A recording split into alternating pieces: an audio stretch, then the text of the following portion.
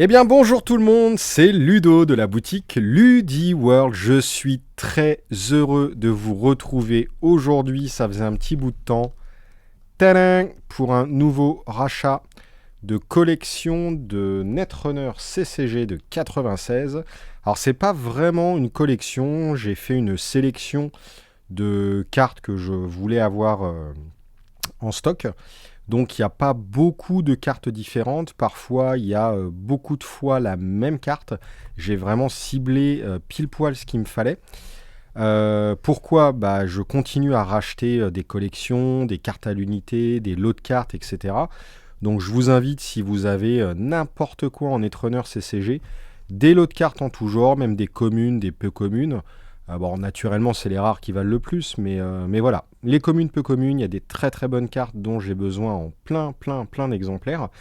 Le but de tout ça, c'est à terme d'avoir des cartes à l'unité Netrunner sur le site. Je sais, je vous ai déjà dit ça à plusieurs reprises, ça devait déjà être en ligne depuis pas mal de temps. J'ai pris pas mal de retard, j'ai des achats qui sont en cours.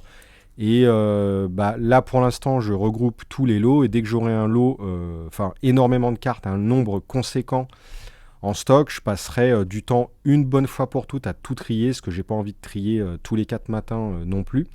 Du coup, je suis en attente de encore au moins un ou deux lots. Je pense que je mettrai un bon mois à tout trier. Et après, ça arrivera sur le site assez rapidement. Mais en parallèle de ça, et ces cartes-là, ça fait aussi partie de ce que je veux faire. En parallèle de ça, je vais proposer des decks plus ou moins préconstruits. Parce que là, les seuls produits que j'ai en termes de decks prêts à jouer, ce sont des produits scellés. Alors, je ne vais pas vous expliquer pourquoi un produit scellé, c'est magique. Mais déjà, vous pouvez collectionner des produits scellés. Et puis, ouvrir vous-même un starter scellé de Netrunner, c'est juste un truc de ouf, quoi. Donc voilà, le problème c'est que ça coûte très très cher. Et il y a peut-être des joueurs parmi vous qui voudraient s'essayer à Netrunner CCG sans pour autant prendre des decks scellés. Du coup, je vais vous préconstruire des mini-decks, des micro-decks, qui n'auront pas la contenance standard. Je ne sais pas encore quel sera le nombre de cartes dans le deck, peut-être 15, 20, 25, 30 cartes, je ne sais pas du tout. J'essaierai d'avoir une bonne base de deck avec le plus possible de cartes, qui sera le moins cher possible, mais bon, les cartes Netrunner aujourd'hui, elles ont quand même une valeur nettement supérieure à il y a 15 ans, ou ne serait-ce qu'il y a 10 ans. Et avec cette base de deck, vous pourrez justement aller sur le site, regarder les cartes à l'unité, et juste compléter par 2-3 Unco, une ou deux rares, les quelques cartes qu'il vous faut pour stabiliser votre deck, et surtout le thématiser dans une orientation mécanique que vous voudriez. Moi, ce que je vous conseillerais toujours, c'est de ne pas vous blinder en plein de fois la même carte, etc. Mais d'essayer au contraire de rester dans un gameplay le plus proche du scellé. Donc les cartes en un exemplaire, parfois peut-être une commune en deux, mais voilà, un truc très contenu, très limité. Bref, c'est tout pour le blabla. On va regarder un petit peu les cartes ensemble et je vous raconterai un petit peu 2-3 trucs autour en fin de vidéo. On va aller relativement vite. Enfin, à chaque fois que je dis ça, la vidéo dure 107 ans. Alors, hop, on va passer relativement vite malgré tout, parce que je pense que la plupart des cartes, vous les avez déjà vues lors de mes précédents achats de collection. Hop. Alors voici, enfin, Microtech AI Interface. Ça fait longtemps que je voulais en ravoir pour vous en proposer. C'est une des cartes personnellement que je trouve la plus belle de tout Netrunner CCG et sans doute l'une des plus belles de l'extension de base 1.0 pour une carte en 3D qui représente quelque chose dans la matrice qui n'est pas à l'extérieur du réseau. J'ai toujours trouvé les cartes à l'extérieur du réseau qui n'étaient pas en 3D, relativement jolies, peut-être un peu moins pour la base, mais beaucoup plus pour Proteus et classique. Et c'est vrai que la 3D n'était pas top, mais celle-là, je trouve que la 3D est très très bonne. Vous regardez des cartes comme ça dessinées, elles sont très jolies pour moi. C'est une carte dont je vous avais parlé normalement au moins à une reprise. Peut-être que... Hop, je suis en train de tout foutre en l'air. Peut-être que je l'avais eu d'ailleurs en vidéo. Parce que regardez, il y a une combo qui est juste ouf. J'adore jouer cette combo en construit. D'ailleurs, je crois que j'ai toujours joué quasiment que ça, majoritairement. Du gros run R&D où j'essaye de scorer tous mes points, peut-être pas en un tour, mais presque. En gros, c'est quoi? C'est une combo de 2 cartes comme ça. Pour une action, vous utilisez ça, vous allez runner sur R&D. Vous n'accédez à aucune carte. Par contre, vous regardez les 5 premières et vous les remettez dans le même ordre. Donc, vous allez faire une reconnaissance, en fait, en premier run.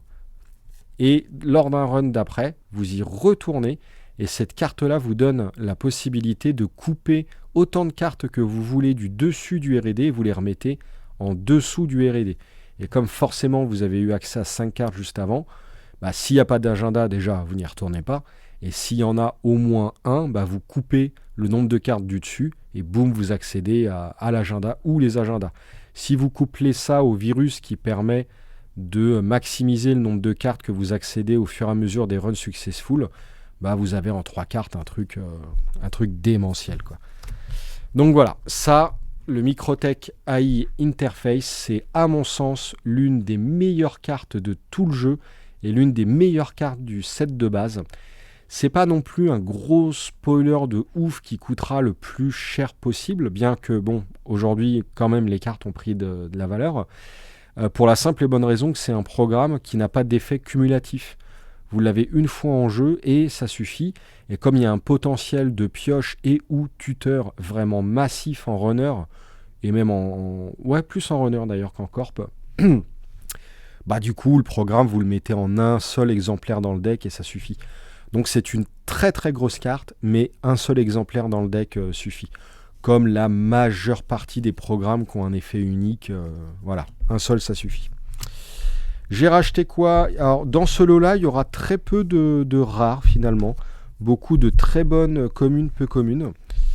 Là, j'ai racheté Personal Touch en plein d'exemplaires. Pour 4, vous mettez un marqueur +1 permanent sur un icebreaker. Ça permet de renforcer de manière permanente un icebreaker qui aurait un coup de boost un petit peu trop fort. Si vous mixez ça avec des clowns, vous pouvez croiser les deux et faire que vous renez pour quasiment plus grand chose, puisque le but c'est d'utiliser des breakers qui break pour 0. Donc voilà, c'est moins fort que Clown, parce que Clown fonctionne virtuellement du coup sur toutes les ice, tous les breakers. Là c'est juste sur un seul icebreaker pour le même coup que Clown. Par contre ça prend pas de MU, Clown ça en prend un, et ça peut être réduit le coût par un Zetatech Port Station et pas le Clown. Bien qu'il y ait un Zetatech qui peut réduire. Mais bon, bref. Je vous montrerai peut-être les deux decks. Voilà. À chaque fois, je sais que je dis ça, mais en vrai, je peux vous faire mes 300 vidéos, quoi. Dans 10 ans, je suis encore en train de vous en faire avec tout ce que je dois vous montrer. Remote Detonator, c'est pour trasher toutes les ice d'un run. Ça fonctionne plutôt pas mal avec la combo du R&D. Vous venez runner une fois en reconnaissance, vous trashez les ice, vous y retournez, et vous y retournez plusieurs fois avec le virus, et vous coupez à chaque fois les cartes, et normalement en un seul tour, voilà, si c'est pas gagné, c'est presque. Rush Hour, c'est pour accéder à plein de cartes additionnelles du R&D. Pour 3, vous faites un run sur R&D, vous accédez à 3 cartes supplémentaires. Voilà, il n'y a pas de très haute rareté, forcément. Il y a beaucoup de communes co comme ça, mais c'est des cartes justes, mais hyper puissantes. Peu importe le format que vous jouez, c'est des cartes qui seront jouables et jouées en tournoi, quand il y avait des tournois, bien sûr, en construit, peu importe le construit d'ailleurs, no limit ou 1 pour 15. Et en scellé, pareil, vous en mettez une dans un scellé, c'est juste la fête. Promises, une grosse carte de Proteus pour 2. La prochaine fois que vous accédez à un agenda ce tour-ci, vous scorez 1 point additionnel. Celle-ci d'ailleurs, je dois la mettre de côté parce qu'elle est déjà réservée. Je ne sais pas, Franck, si tu regardes mes vidéos, mais coucou, elle est pour toi. Fake Edit, ça marche dans le deck débile Praying Mantis. Souvent, ça cale le dernier bad pub dont vous avez besoin. Vous collez un bas de pub à la corpo et vous prenez en retour par contre 2 brain damage. Je le rappelle que dans ANR, dans Netrunner, pardon, La corpo perd dès qu'elle a 7 points de bad pub. Drone for a Day, jouable en no limit dans un deck tag mi. C'est l'inverse d'un score. Score, c'est pour 5, vous gagnez 9. Donc vous avez un bénéfice net de 4. Là, c'est pour 4, vous gagnez 9. Donc vous avez un bénéfice net de 5.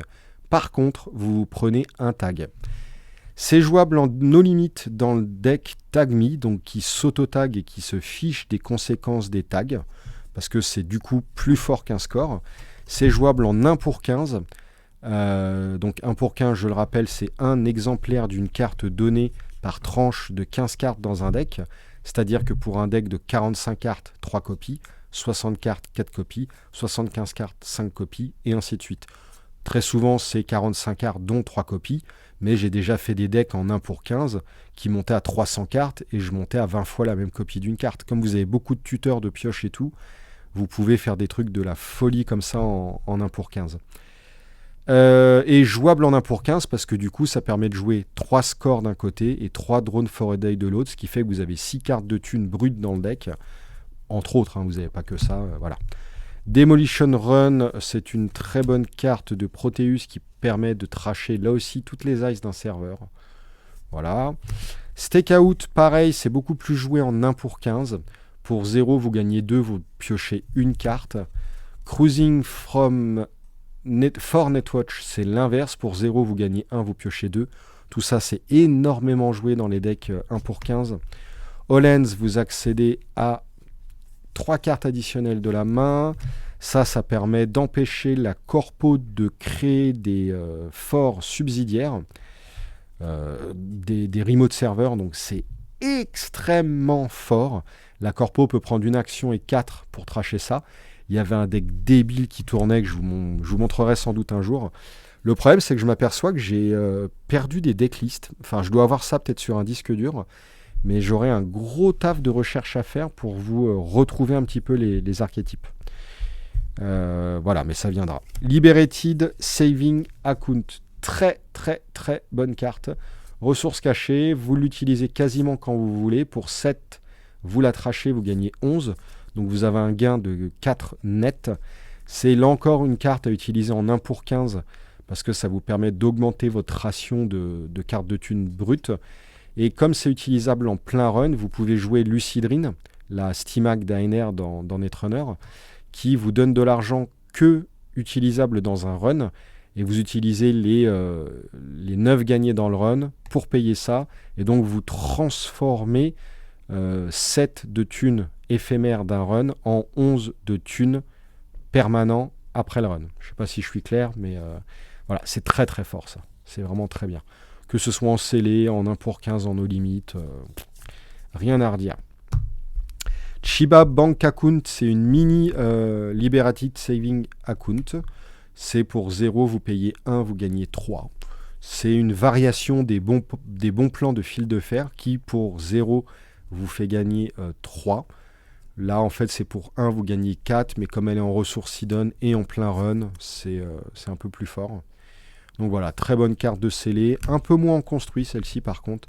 Viral Pipeline, une des plus belles cartes du jeu, un des plus gros virus du jeu, une des plus chères cartes du jeu, magnifique, vraiment, mais magnifique cette carte.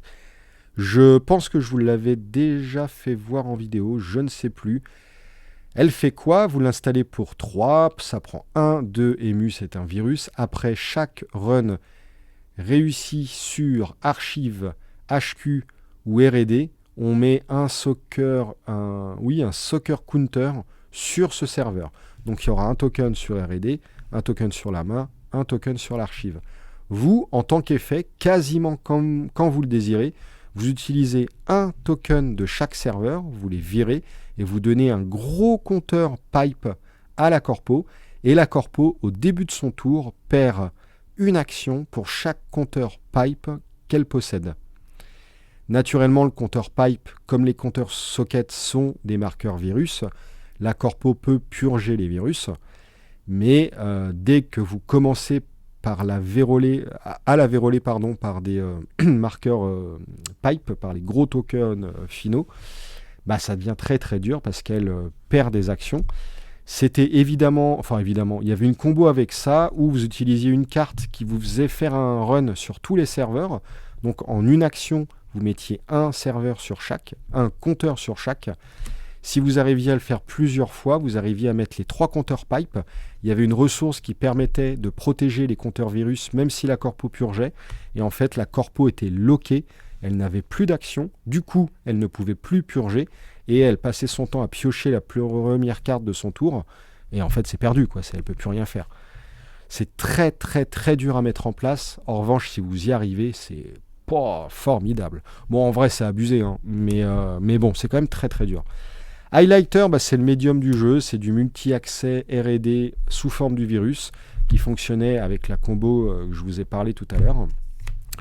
Big Fracking Gun, c'est du gros breaker. Ça permet d'activer des glaces gratuites, mais on les paye au final le double de son prix. Enfin, on les rembourse au final le double de son prix, sauf qu'il y a une technique pour ne jamais les rembourser. Par contre, vous devez jouer toute la partie à 0 ou 1 crédit maximum. Donc c'est chaud. Manhunt, c'est du multitac. Crédit consolidation pour 10, vous gagnez 15 en corpo. Ça, c'est... Tiens, allez, flinguer cette carte. Ça, c'est pour activer aussi de la glace.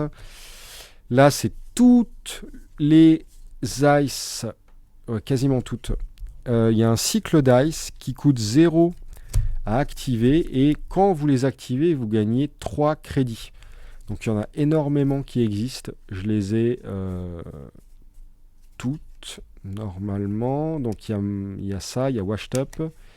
Il y a Coyote, il y a Chihuahua, Brainwash c'est autre chose, il y a Misleading Access Menu.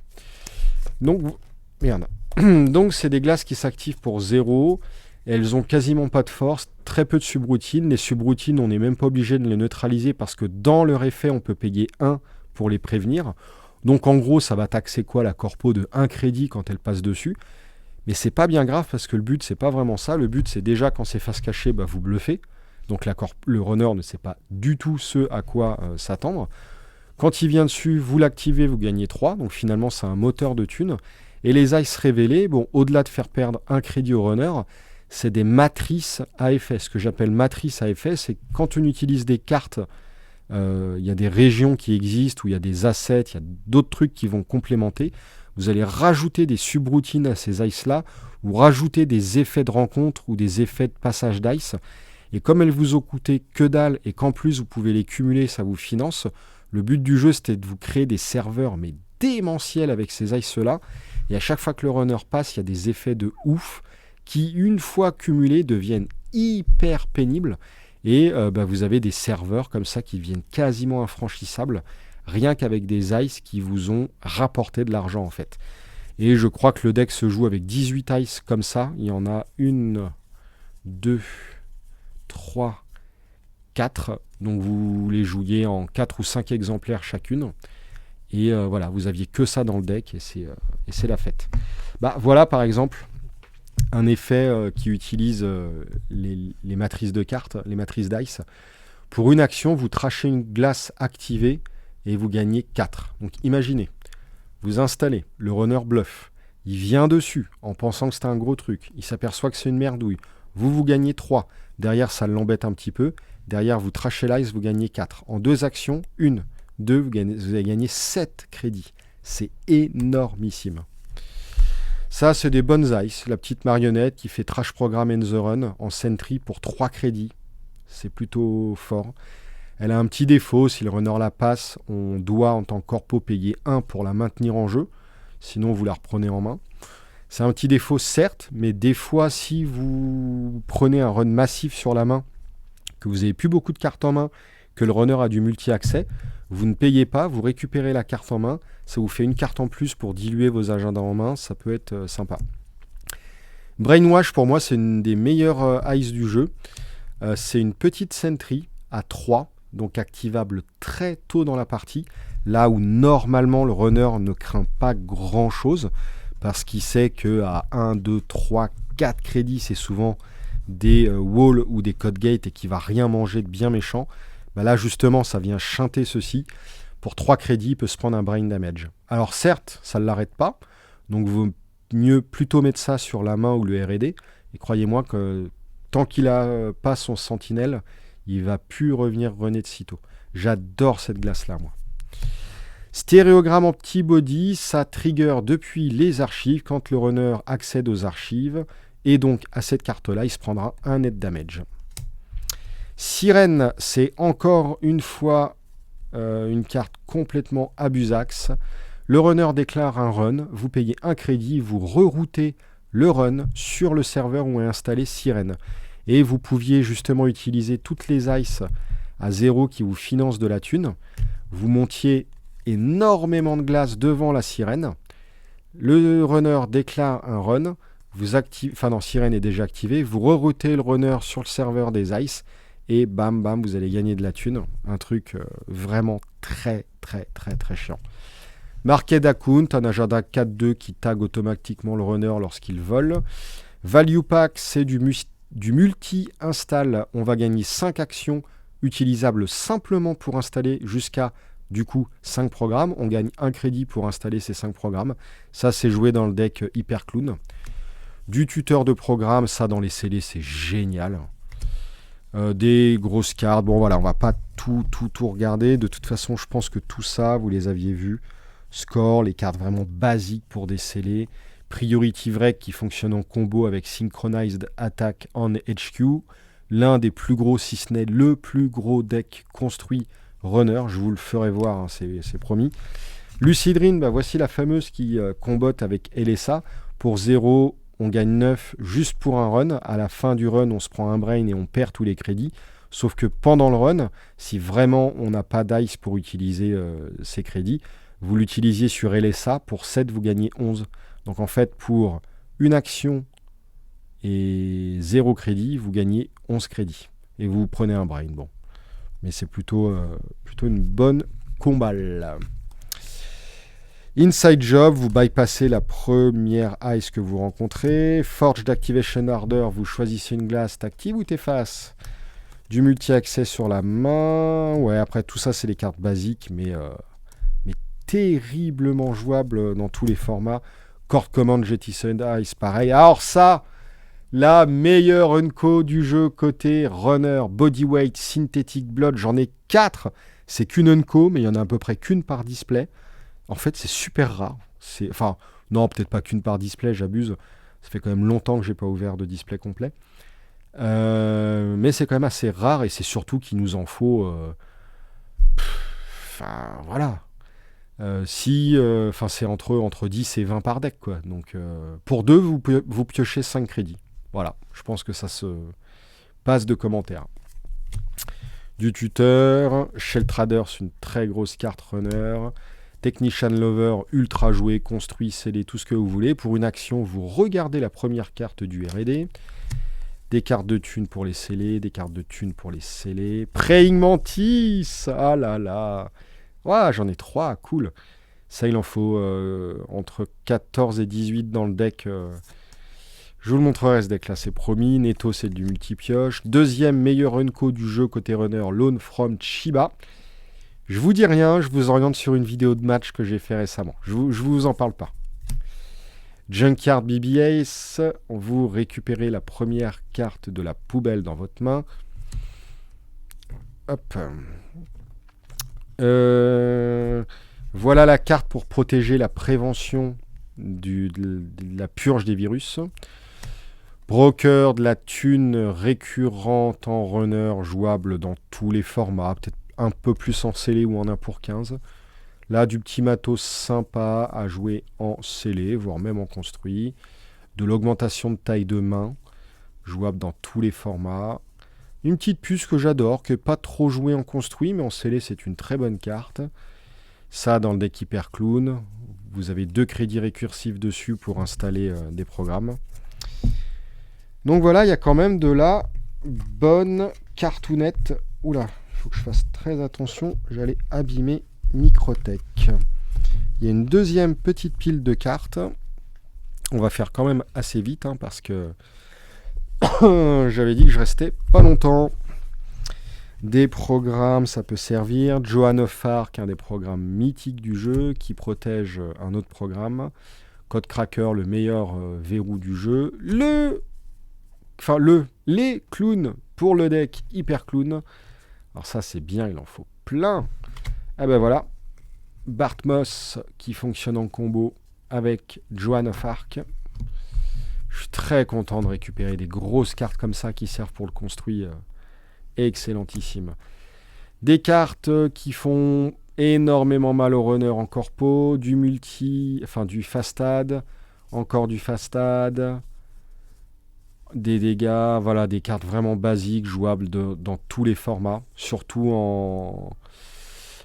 en scellé pour le tag and bag et l'invest rapide dans tous les formats. Projet consultant, la meilleure peu commune. Corpo, qui est un peu l'équivalent en termes d'intérêt, de puissance, de rareté que le bodyweight en runner, même si ça n'a rien à voir. C'est du multi-investissement corpo. Pour 12, vous mettez 4 marqueurs d'investissement directement en one-shot sur une carte. C'est totalement broken. Totalement. De la réorganisation de pioche côté corpo pour prévoir l'avenir, du gain d'action qui peut permettre d'être polyvalent, de la récupération de cartes de la poubelle, de la pioche thune simultanée, de l'investissement rapide. Voilà, j'ai pris vraiment, je vous dis, que des très bonnes communes co pour vraiment avoir des cartes qui servent partout. De la thune, de la compression d'action, de la pioche économie, de l'agression envers le runner, de l'économie brute. Bon, alors ça, oh là là, ça c'est magique. Hein. Ça c'est dans tous les decks. Hein. Après, des petites ice un peu sympas, emblématiques. Parfois des très grosses ice, très très bonnes ice en peu commune, liche. Code Corps, voilà, j'ai pris un peu les grosses ice. La meilleure code gate du jeu en commune. Non, c'est peut-être une peu commune. 5-5 and the run, c'est parfait. Même Code Cracker, il lutte. La plus grosse code gate rare du jeu. Le plus gros wall rare du jeu. Rovin Submarine qui paralyse les runs. Voilà, je vous ai dit, hein, je me répète, mais j'ai pris énormément de très bonnes cartes jouables et en commune co. Donc les prix seront quand même relativement plus abordables que les rares, même si forcément c'est des très bonnes cartes. Donc c'est pas 10 centimes la commune. Hein. Vous pouvez oublier. Hein. Mais voilà, en tout cas c'est des cartes. Vous pouvez celles-ci les prendre les yeux fermés. Ça vous servira dans tous les decks, construits ou scellés. Avec peut-être une dominante pour le scellé pour une partie d'entre elles, malgré tout. Par contre, encore une fois, hein, je vous conseille vraiment, mais je dis ça pour votre plaisir de jeu. Hein, et bon, moi je suis là pour vendre en plus, donc je ne devrais pas dire ça. Mais ne vous jetez pas sur un nombre de cartes à l'unité de ouf. Prenez un petit starter, scellé, ou alors vous prendrez mes mini-decks préconstruits fournis en sachet, et allez-y avec une extrême parcimonie pour acheter vos cartes. N'achetez pas beaucoup de cartes, montez-vous juste ce qu'il faut, jouez en format scellé ou en construit gameplay scellé, mais voilà, achetez vos cartes en un exemplaire. Ça par exemple, voilà, vous le prenez en un exemplaire, éventuellement une petite commune d'économie en x2, enfin il faut y aller avec parcimonie, sinon ça va vous flinguer le gameplay et ça serait juste dommage quoi. Netrunner brille pour son format scellé, brille quand il n'a pas des builds abusifs. Bon là je suis en train de passer des grosses rares, là, par exemple ça c'est gros pour le deck Target 0. Le meilleur agenda du jeu, maintenant que Tycho est banni. C'est excellentissime. 3-3 au niveau du ratio. Quand vous le scorez, si vous avez 12, vous gagnez 12. Si vous n'avez pas 12, vous perdez tout. Bah, évidemment, vous avez tout le temps 12 quand vous scorez. C'est surpuissant. Ça, c'est des bons trucs. Emergence. Ouh, lolo. Le meilleur programme runner du jeu. La plus grosse carte broken du jeu, à mon sens. Ah, peut-être pas. Elle fait peut-être jeu égal avec Glacier, avec certaines autres. C'est vous devez mourir, il y a ça qui est installé, vous trachez, hop, vous vous transformez en ectoplasme dans la matrice et vous n'êtes pas mort. C'est à cause de cette fucking carte que l'archétype Tag and Bag n'est pas jouable en construit. Ça, c'est à bannir de ouf. D'ailleurs, dans ma V3, elle sera bannie, celle-là. C'est juste abusé. Par contre, moi, j'adore Lilu. C'est Mark Poole. Et quand vous regardez Mark Poole, ce qu'il a fait dans Magic, au début de Magic, dans Alpha, jusqu'en 4e édition, vous verrez, il y a une carte bleue avec un œil, et je vous dis rien. Regardez Lilu de la Magic, regardez ça, et ça va vous rappeler. Et donc, c'est Mark Poole, c'est le même dessinateur. TRC, une des plus grosses rares runners du jeu. C'est juste fabuleux. Et ça, il en faut 18 ou 20 dans le deck, quoi. C'est de la pioche. Pour 0, on gagne 3. Backdoor to Netwatch. Une des plus grosses cartes de Proteus. Il n'y en a pas tant que ça, finalement. Des grosses cartes. Alors, quand je dis grosse, c'est grosse en termes de jouabilité et jouer en construit. Parce que les valeurs des cartes Proteus, étant donné que c'est rare, elles ont quand même une valeur monétaire. Mais en cartes vraiment puissantes et jouées, finalement, Proteus, c'est pas une si bonne extension que ça. Il y a peut-être une vingtaine de cartes jouées, pas plus, sur les 154 de la série. Je parle en construit vénère, optimisé et tout. Après, en scellé, c'est différent. Et ça fait partie des cartes jouées de Proteus. Ça, pareil, elle est réservée pour quelqu'un. Acme Saving and Loan, la deuxième plus grosse Unco cheatée du jeu. Pour 0, vous l'activez. Ça vous coûte quand même 1 point de victoire, malgré tout. Vous gagnez 12 crédits. Et les 12 crédits, vous les utilisez sur la première Unco Broken du jeu, qui est le consultant. Et comme par hasard, il coûte 12. Donc en 2 actions, vous finalisez un agenda à 4. En 3 actions, vous finalisez un agenda à 5, alors que vous aviez 0 crédit. Je ne sais pas si vous imaginez. Les 2 cartes là, ça fait partie du deck qui s'appelait avant Psychotico, où vous gagnez au tour 3, où vous scoriez l'agenda 4-4 Tico Extension, qui est banni aujourd'hui. Donc aujourd'hui, la séquence se fait en 3 agendas, les 3 corporatoires là, que vous avez vus, au lieu de 2 agendas. Mais voilà, ça reste la violence incarnée. Ça, c'est pareil, clairement, c'est banni. Ça, Enfin, c'est pas banni, mais dans la V3, si jamais j'arrive à venir à bout un jour, c'est sûr et certain que c'est banni. Ainsi que le consultant, d'ailleurs. Non, il y a 4-5 cartes comme ça qu'il faut bannir du jeu. Ça pète tout le jeu. Voilà, c'est tout pour les cartes. Par contre, j'ai reçu en même temps que les Netrunners, tac, Legend of the Burning Sands, édité par AEG. Putain, je perds ma voix, décidément. Édité par AEG en 1998, si ma mémoire est bonne. Ouais, c'est ça, 98. C'est basé dans l'univers d'El5R, mais dans un territoire un petit peu plus éloigné que Rokugan, il me semble. C'est un univers un petit peu Moyen-Orient, arabisant, conte des mille et une nuits. Vous voyez, il y a un petit peu des temples, il y a beaucoup de sable, des déserts. On va gérer une ressource qui est l'eau et non plus l'honneur. Enfin voilà. Je connais pas trop le jeu, je sais que c'est quasiment pareil qu'L5R, mais on n'a qu'un seul deck au lieu de 2, je crois. La gestion de l'eau est un petit peu différente. J'ai pas trop envie de vous dire de bêtises. Mais voilà, quand j'ai racheté les Netrunners, il y avait ça, j'ai pu y avoir accès. Et ça fait très longtemps que je voulais regarder ce jeu-là. Je ne sais pas si j'y jouerai, mais écoutez, ça rentre dans ma collection de vieux CCG. Et puis je vous présenterai ça ultérieurement. Je vais vous faire voir un petit peu quel sera le programme des prochaines semaines, voire prochains mois dans les vieux CCG. Mais là encore une fois, j'ai pas du tout sorti. J'ai une grosse étagère dans mon bureau derrière moi où j'ai pas mal de petits trucs comme ça. Et franchement, j'ai des tonnes de choses à vous montrer. Nightmare Before Christmas, l'étrange Noël de Monsieur Jack de Tim Burton. Alors j'ai hésité à ouvrir ces decks-là parce que je vous cache pas qu'ils ont quand même une valeur assez importante. Enfin, assez importante. C'est quoi? C'est 20 € le deck, c'est pas non plus du deck alpha à Magic. Mais voilà, je considère que ça a quand même une grosse valeur. Et comme je suis pas sûr de jouer à ce jeu-là après, voilà, je suis toujours tiraillé entre est-ce que je les garde pour moi, pour l'histoire du jeu, mais je sais très bien que je vais très peut y jouer. Alors je ferai une partie sans doute de démo avec Juzam et on jouera ensemble et ça va être génial. Surtout que ça sera une vidéo pour vous aussi. Mais derrière, voilà, c'est un peu dommage de garder ça en boîte, j'en profiterai pas, voilà. Donc je verrai ce que j'en fais, je les vendrai peut-être d'occasion, j'y prendrai énormément soin évidemment quand je les ouvrirai pour la vidéo et quand je jouerai. Mais voilà.